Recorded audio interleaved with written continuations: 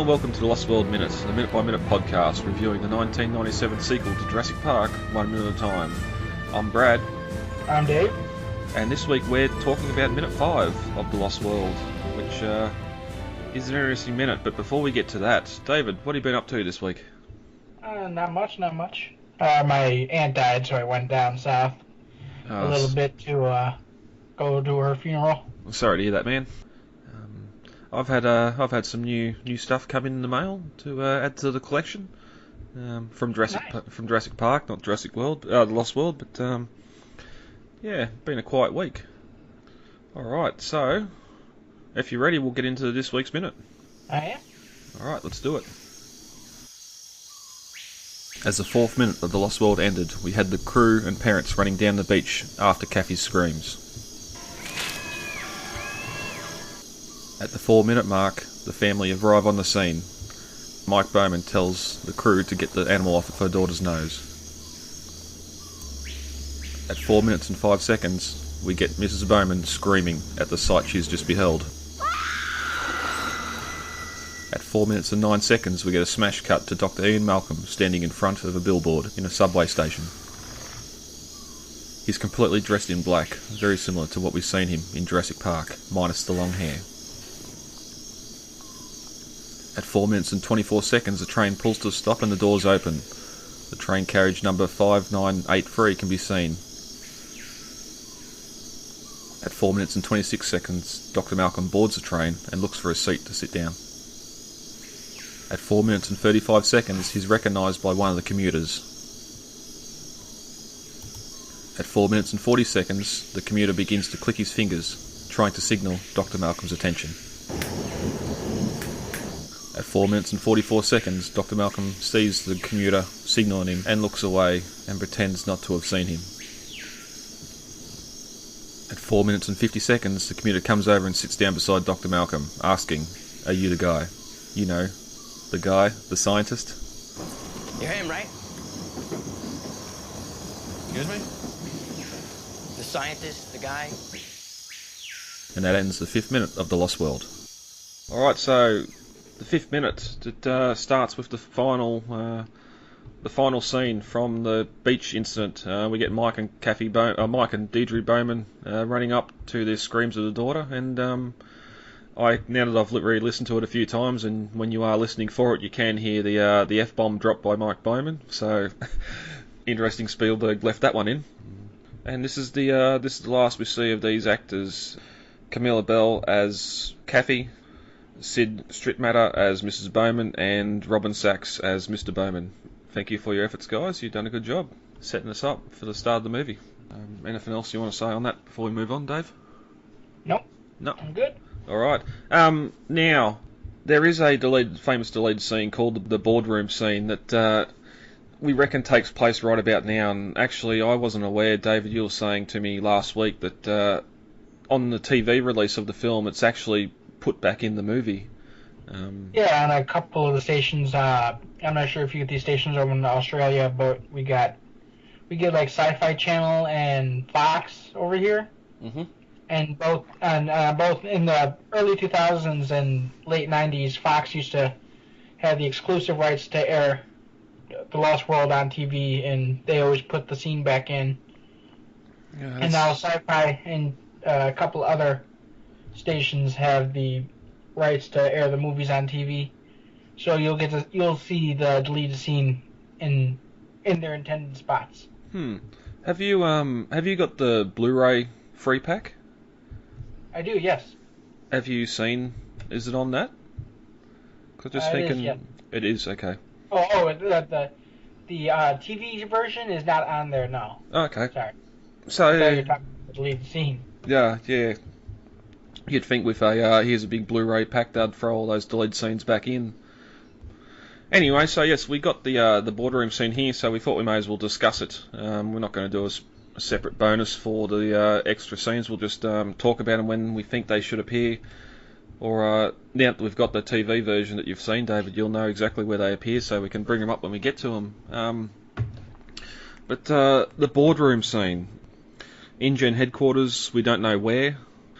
48 hours after the the cafe incident in Costa Rica. When we talked when it first started, or a minute 3, it was we thought it was 2 weeks, but a lot closer, a lot sooner after the Compy attack.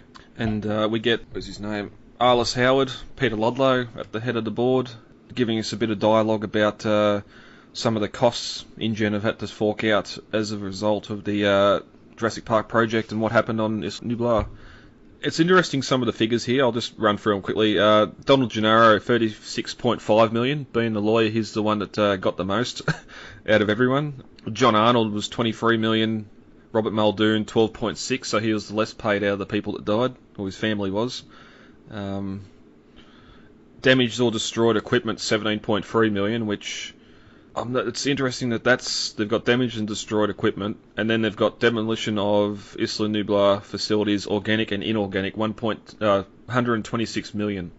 So it's okay. Maybe they went back in and assessed the damage and right out of $17 million worth of damage.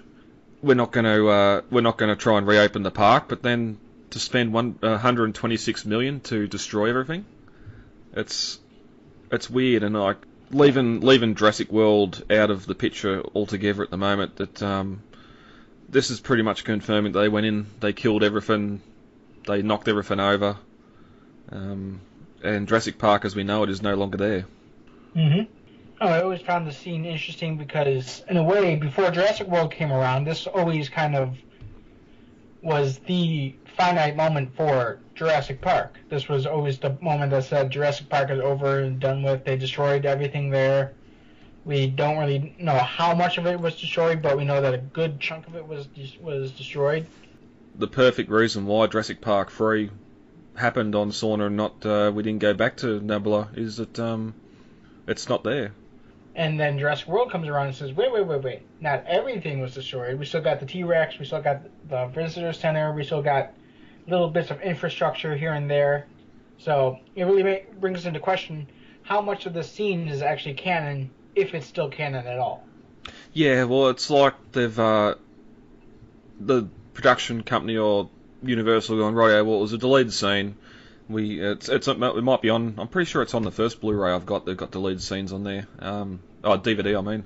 But it's just a deleted scene. We're not going to take it as canon because obviously we've got this new movie coming out and we need to hit that nostalgia button for all the old fans and have some old locations from Nublar on there. And we can't do that if the Boardroom scene is taken as canon. Mm-hmm. Well, the interesting thing is, and we'll see this come up later with some of the deleted scenes, but you can still see that deleted scenes still happen within the time frame of the movie. We just don't see them actually happen. Because there's actually, and we'll talk about this later, when Nick goes to grab the baby T-Rex and untrap it, you can actually see there's a bottle of scotch and a cup that was introduced when Ludlow goes and breaks the baby's T-Rex leg accidentally in a deleted scene. Yep. And that cup wasn't there earlier when we got the zoom shot of the baby T-Rex and Roland overlooking the trap. Mm-hmm. Yeah, and then there's some other expenses. He doesn't give figures, but he rattles off research funds as being an expense and media payoff. Silence is expensive. As far as we know, it was only Malcolm that started trying to say like, let the world know what happened at Jurassic Park because all these people died and InGen was trying to cover it up. But as far as I know, everyone else signed their non-disclosure agreements and have held tight to it. So, in research funds, I wonder if they kept on researching Grant after the. Well, I suppose they would have been. Or Hammond would have been true to his word and funded them for another 3 years. Because he also says that they're bleeding money on a naturalist's dreaming, like Hammond's still spending company money on stuff. Well, they'll go more into this into the original scripts, in that Hammond was giving ecology lectures, and I think they mentioned it in the deleted scene as well. Yeah. He was trying to force the board into making Isla Sorna a natural preserve versus just a research facility. It's interesting, like Ludlow's saying that how Hammond's signing their checks and spending the investors' money.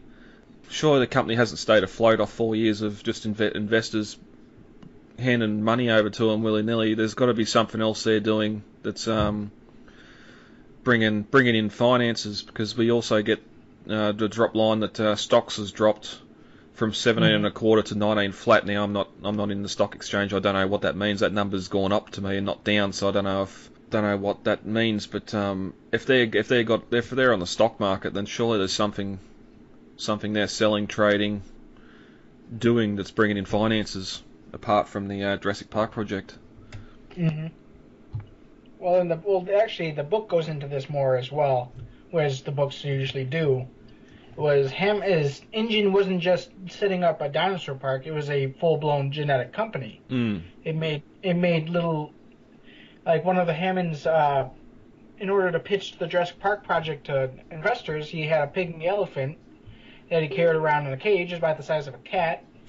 And this goes into the Lost World novel, where Dodgson goes in his meeting with the heads of Biosyn, and he's saying, well, what if InGen could make little pets? What if InGen could have made a biological hunting preserve where you could go spend 10 grand and hunt a T-Rex?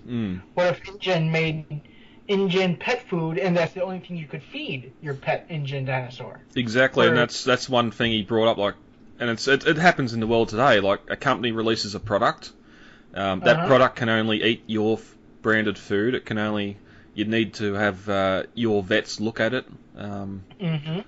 If you had like the rumoured 2-year bug that are in iPhones and that, like every 2 years your phone dies and you have to get a new one. Or most electronics, like there could be some sort of something in the genes, maybe not kill the animal, but have it come down with some sort of illness every 2 years, or that only our vets can fix. It's quite a cash cow, and I'm excited to see if any of this comes up in Jurassic World 2. Yeah, me too. Yeah. But I think for the boardroom, we get a vote to kick Hammond off as CEO, and Ludlow wins unanimously by the looks of it. Everyone puts their hand up, and yeah, a little smile on his face. They've got sauna, they've got assets there that can interesting choice of words, safely be harvested, and they're going to get everything built and get there and start catching some dinosaurs. There was always kind of a difference between Hammond and Ludlow, though. Was Hammond actually saw the animals. He saw them as living, breathing, actual animals. He saw them as more than just products that you pop out on an assembly line, which essentially they did, which we see in the third movie. However, Ludlow, as you see in the film, and we'll talk about this later, he's never actually been to Isla Nublar. He's never been to Isla Sorna. He's never seen these animals in the flesh. To them, they've just been numbers on the spreadsheet, and he just doesn't see them as living, breathing animals. So the first time he sees a dinosaur is when he's on the game trail. You can just see this look of wonderment on his face, seeing these animals for the first time. Yeah, it makes me wonder. It's sort of it might actually be tied pretty closely to the Claire character in Jurassic World, maybe before she went to Nublar and seen Jurassic World in operation. Same, just another by the numbers person. Again, that's probably more business than business sense than characterization. But yeah. And we don't know what for yet. We don't know if they're going to have another Jurassic Park. They're obviously going to use the animals to. It's the old underpants gnomes joke. They've got the animals. They don't know how they're going to do it, but it's going to equal profit in the end. So, all right. Getting back to minute 5, we get our first look. Ian Malcolm now. Him yawning in this scene, sort of, it feels better coming after the boardroom scene, because it's like, oh, that was boring. Boardroom scene, corporate infighting. Instead of yawning after a little girl just got her face bitten. But we get an older looking Jeff Goldblum. He's lost the hair. He's still dressed in black. Waiting for a train. Now, we've talked about this elsewhere in the past, it's clearly the New York subway system. Even the number on the side of the train, 5983, comes up as a New York subway train. Yet when he walks in and sits down, there's a map on the wall behind him that's clearly LA or a city on the western seaboard. That's Manhattan, I believe. I'd have to find the actual map, but I believe that's a Manhattan subway map. But all the ocean's on the left-hand side of it, not the west-hand side. Well, man, that's kind of how Manhattan is Manhattan is on the west side of Long Island. There's Long Island, which is just right next to the shore, the eastern shore of the United States. Yep. So there's kind of a bay there, and Manhattan is on the west side of that bay. So you'll see in movies all the time how you'll see the rush of the Atlantic Ocean, like in 2012, how in what's it called? Day After Tomorrow. Day After Tomorrow. Yep. Yeah, you'll see that the Atlantic Ocean just rushes into Manhattan, and that's not how it is. It'd have to cross the entire landmass of the one of the largest islands on the eastern seaboard first in order to get to it. Oh, movie magic. No, that's all right. A quick Google search or Google Maps look at Manhattan would have told me that. So that's my bad. That's okay. Yeah, but I don't expect to know those things. Yeah, and it's just location's a weird one in the movies. In the novels, okay, it's Palo Alto, it's California. Like we've got no idea where Hammond's mansion is. Malcolm's obviously on the way to it now. We know it was shot in New York. We can say it's New York. InGen headquarters, that's up in the air. We know the InGen waterfront that we're going to get to later. Headquarters aren't there, but it's a little bit ambiguous. And yeah, so we get a commuter trying to get Malcolm's attention. Quoted as curious man, Ross Partridge, who I think he was one of the crew members, but I can't remember. The Jurassic Cast podcast, if I believe, had an interview with him on one of their episodes. So go check it out. He talks about filming, how Goldblum helped him out filming, and that like the seasoned actor he is. But you can just see in Malcolm's face when he looks up and sees the guy clicking at him, trying to get his attention. It's just, oh no, not this again. And that's about all we get. The scene ends, and he asks him, "Are you the guy, the scientist, the guy?" Ends halfway through the scene, but we don't know why he's recognised him yet. So we'll get into the rest of this sequence in minute 6. Next minute 6, yep. So David, if that's it for you, we'll get on out of here and join you all next time. Yeah, sounds good to me. Rightio, let's go. All right, guys, let's get the hell out of here. Contact details are on the website, thelostworldminute.com. You can email feedback to thelostworldminute@gmail.com, Facebook, The Lost World Minute, Twitter @thelostworldminute, and Instagram, The Lost World Minute. Easy to remember. Yeah, very easy to remember. David, thank you for joining me for this record. You're welcome. And we'll be back. I've been Brad. I'm Dave. And we'll talk to you all later. Goodbye. Talk to you later. Bye. It is absolutely imperative that we work with the Costa Rican Department of Biological Preserves to establish a set of rules for the preservation and isolation of that island. These creatures require our absence to survive, not our help. And if we could only step aside and trust in nature, life will find a way.